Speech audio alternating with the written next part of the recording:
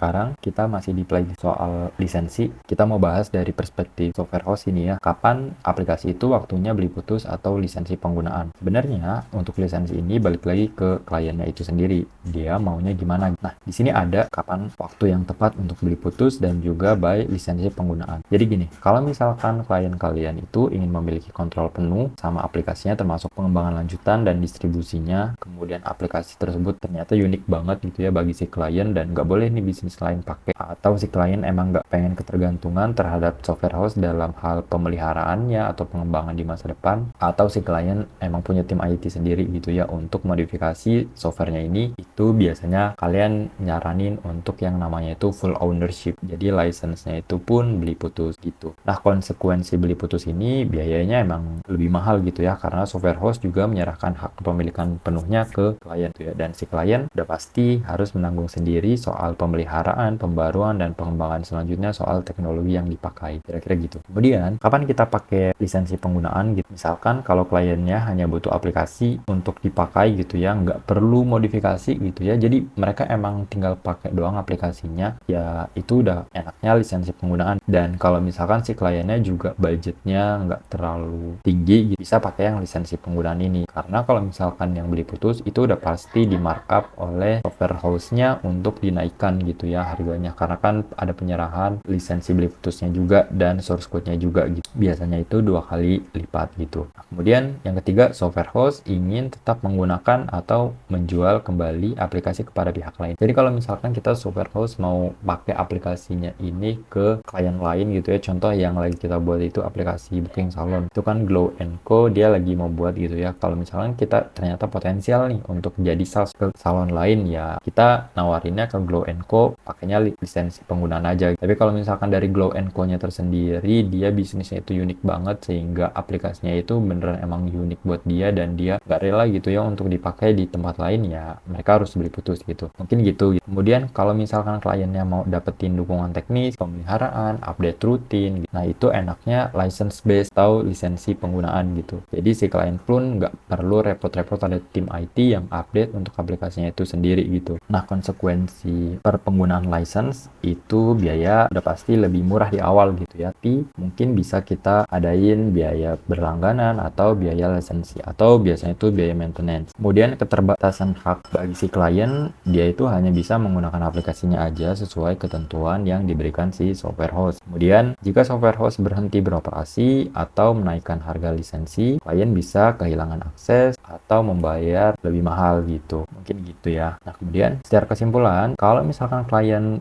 punya kemandirian yang penuh untuk investasi jangka panjang, maka beli putus tuh lebih baik, dan kalau secara budget pun mencukupi gitu. Tapi kalau misalkan klien hanya butuh aplikasi tanpa perlu repot ngelolanya, ada tim IT dan lain-lain, license penggunaan itu mungkin lebih masuk akal gitu. Atau ada alternatif juga yang namanya itu hybrid. Biasanya tuh software house juga adain pertama itu lisensi dulu, kemudian kalau misalkan si kliennya mau beli source code-nya itu terpisah sendiri gitu. Seperti itu untuk kira-kira kapan waktunya software itu beli putus atau lisensi penggunaan gitu.